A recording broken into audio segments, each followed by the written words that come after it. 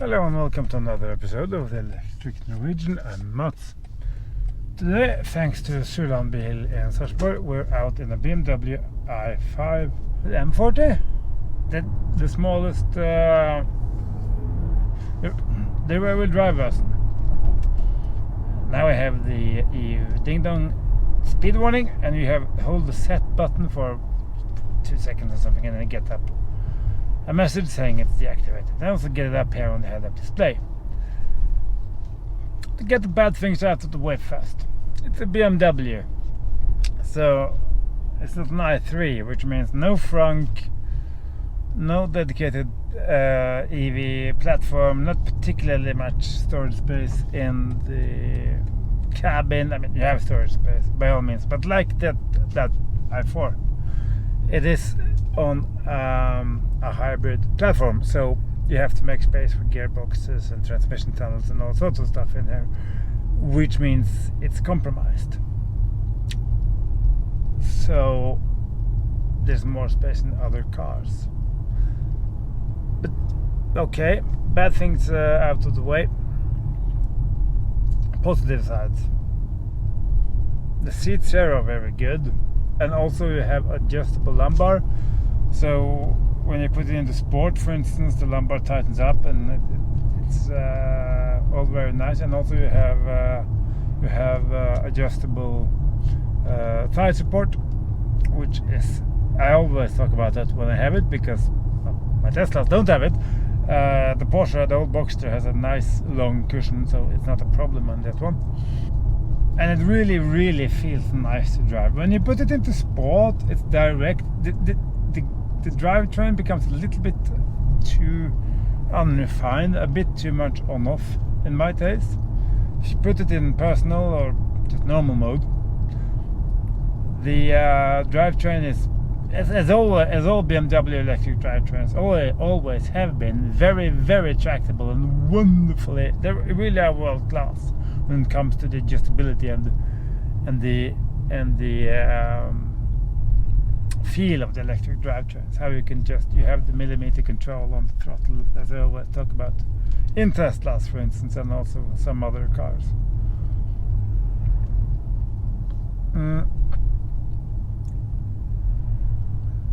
The region is also very well judged. Could have been a little bit more of it, but again, this is the rear-wheel drive version. It has around 330 horses or thereabout, and 450 newtons or something like that.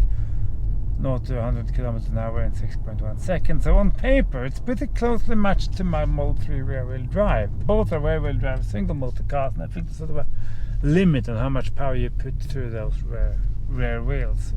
Also the motor size and stuff. And now the old Tesla Performances were rear-wheel drive as well. I had one, after all, recently. And the car weighs, I think it was about 2.2 tons. But this is a long car. It is 5 meters long now. But even so, I just about fit behind myself. I fit that I can sit there, but it's not a Model Y, because that's a crossover. But still, it says something about how you use the space here. And also the back seats are good. They're not that well equipped. I mean, you have a little screen there for your climate control and stuff, so you have a 4-zone climate in here after all. It's not that bad. Car costs from, I'm entirely certain about the euros. I just looked it up, but I can't remember. The big one, the 50, with a 4-wheel drive system, is around 100,000 euros. And that's actually too expensive. This is not a 100,000 euro interior. The glossy plastic pad here with the iDrive wheel and all that, it's a bit cheap feeling and simplistic. It works just fine. It's not a 100,000 euro interior. In the front here, I have plenty of space, and if I had been a bit shorter in my legs, kick it. It's not brutal, but you don't really need more than this. And also, I heard now you can get it was brand new news. The seller told me you can now get to 40 with 4-wheel drive system, which I would imagine gives it a little bit more power as well. So this one does 500 kilometers or thereabout. But like I said, if you can do 400 kilometers on the motorway with it, and you can charge it fairly okay.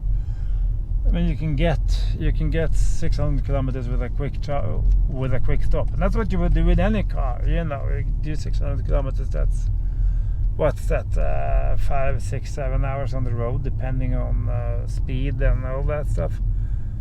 So I need a stop on a 5-hour trip. That's for certain. Or maybe you can have many short ones. You can decide, but it is more than enough, and it's a wagon. So you can take all the dogs and cats and kids and stuff and just throw it in the back. It's really brilliant. It's quiet in here, and also it's just the cruise control and lane keep is running now. It's such a nice thing to sit and drive. Of course, I do feel that the hood and the entire top of the dashboard is pretty high up, so it's sort of I sit low, and it's a station wagon after all. But sometimes the front is a little bit hard to see over in a way. It's not a big problem. It's not the Ford F-150 or anything. It's just an observation. Of course, you have the same indicator stalks and stuff that BMW had now for the last 15 years or something. And it's just something about. I mentioned this in the old Model S as well with the Mercedes stalks. The weighting of them and the feel of them. Okay, the feel of them is slightly cheap plastics, but the weighting of the controls there, and also of the buttons and buttons on the steering wheel, they particularly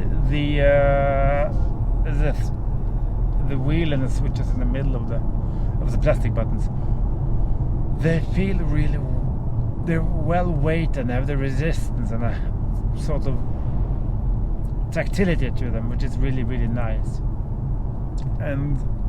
But I must say that when you can see the BMWs of old, where they had the head units and also the buttons for the climate control, which were probably some of the best quality and most tactile buttons you could find. It was a bit boring because I had it for such a long time, but it felt really nice to interact with. Here you don't have that, you have the screen. It works very well, it's fast responsive and all of that stuff. So yeah, it's fine. I just wish maybe they could have kept it in a way. And also I think this, like I said, the front doors seems a little bit short considering the length of the car. And also these plastic inlays with the lights in them, they make the doors and the entire cabin look smaller than it is. So I don't know if that was a good idea or not. I understand what they are trying to do, I think. I don't think they think they got there, really. I think it sort of doesn't really help with the impression. It looks a little bit cheap and tacky. Carbon fiber it's okay. It's a little bit over lacquered for my taste. It looks a bit, but that's my personal taste. It's nothing to do with the car. Steering wheel is thick. I don't really like it's too thick and it's just a little bit too much. But that's how BMW has done it for a while, and apparently their customers say it's okay, so okay, that's what it is. This is a car you load up with luggage. Sadly, you have no frunk. You have 1.4 meters of hood or bonnet that you can't really do anything with because there's no space. There's space there, but you can't use it, which is sad because it's probably 150 liters that are wasted. But okay. But this is a wagon. You throw everything you have in there, fill the car up with 4 adults or 2 adults and 3 younger people or whatever, and you take it to Berlin or whatever you do, or France or Rome or anything, and you put some cooling in on your seat, put some sounds on your wonderful Harman Kardon sound system, and you just waft along. You just put the cruise control on 140, 150 or whatever you want. You go through the continent, and I haven't tested the lights. I don't have time for that today. It's a short trip. It's a short time I have it now, this car now. But I know that BMW has some of the best lights in the business. So yeah, we know they're good. And so you have dual wireless chargers, you have your cup holders, you have your standard stuff here. Of course, as I mentioned now, the doors, they are a little bit short because the door pockets here, I'm used to the Model 3 for instance, and other cars they have longer doors, so you have more space in the door pockets. They're both short and a little bit narrow as well, so yeah, it could have been more storage space in this car. The glove compartment is of decent size, mind you. Instrumentation, it's okay. I said before, I wish BMW could do more with this digital instrumentation of theirs. It could have been much more utilized to give me a lot more data. Since the car was charged, we had an average of about 231 watt hours. So with 86%, it indicates 366 kilometers. I've been driving it a bit like a yobo. But it is 5 meters of car. It's a heavy car, and still you just can sort of forget that. You toss it into a corner and you forget it's 2.2 tons.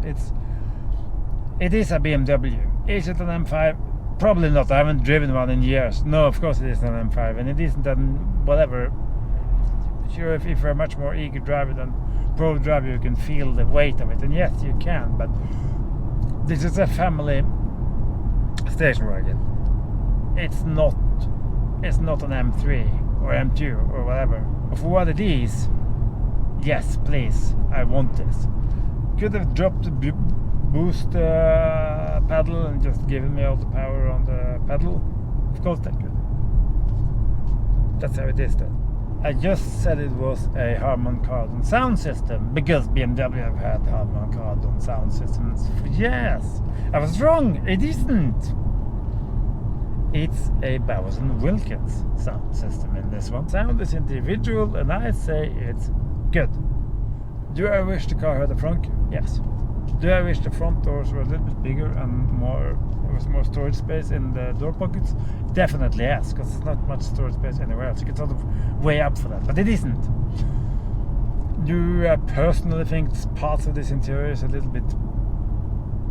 It's not really bad. It's much worse than it's much better live than it is in pictures, because in pictures it can look a little bit, well, stupid to be honest. But it isn't bad at all. But I really, really do wish they would have kept some of their physical buttons that they had them all, particularly on the climate front. That's not because these things doesn't work. They work very well, just because they could, and they were so good and so tactile. And look at what Kia Hyundai is doing with the EV3, for instance. And new Kona is a good example of this, that keep a little pod, do it properly, do something out of it. Or like the i3 we just go past by, bring back that beautiful tactile rotary dial. That was just brilliant, wonderful thing to use. Here we have the small deck with the start-stop button, the gear indicator, the hold mode, and also the volume controller, and the drive modes, and also the iDrive wheel. It's gone on the smaller, cheaper models, and it's still here on the bigger, expensive ones, and that's fine. The iDrive was never really meant to run CarPlay. CarPlay is a later invention.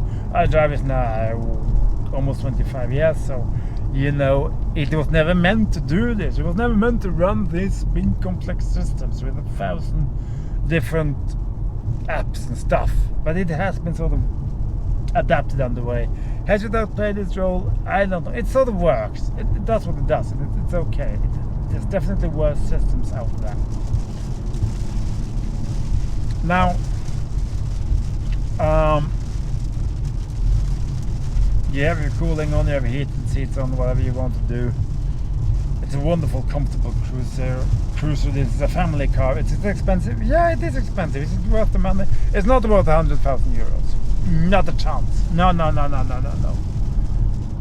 But for 70, 80,000 euros, yeah, okay, I think it's okay. You can sort of defend that price. Yes. Do you need an M50? Not really. In the same way that my rear-wheel drive Model 3 is all the Model 3 you ever need. You kick this one, you have plenty of power. And with the four-wheel drive system that comes, and also the 40 now in the future, I think this is really all you need. So it's really... I wanted to pick this car apart, but I sort of can. But at the same time, well, you know, it's nice. It's really nice. Yeah, there's an Xpeng G3 behind me right now. I remember when I tried that, it was like, wow, the Chinese are coming, and they are coming, and they're here, and they make brilliant products. But and also they have moved on a long way since then, even though it's not that many years ago. But things are moving quickly. And then you have BMW, which is more traditional in what they do. But you sit there and you drive it and you realize, okay, BMW sells a decent amount of electric cars after all.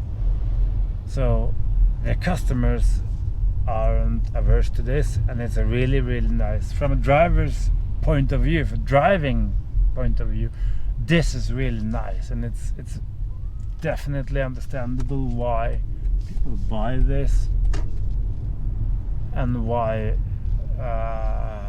why their customers are drawn to this, because it is what you know. It's a BMW. It just happens to be electric, and you have the range, you have the power, you have the feel and attractability of a BMW.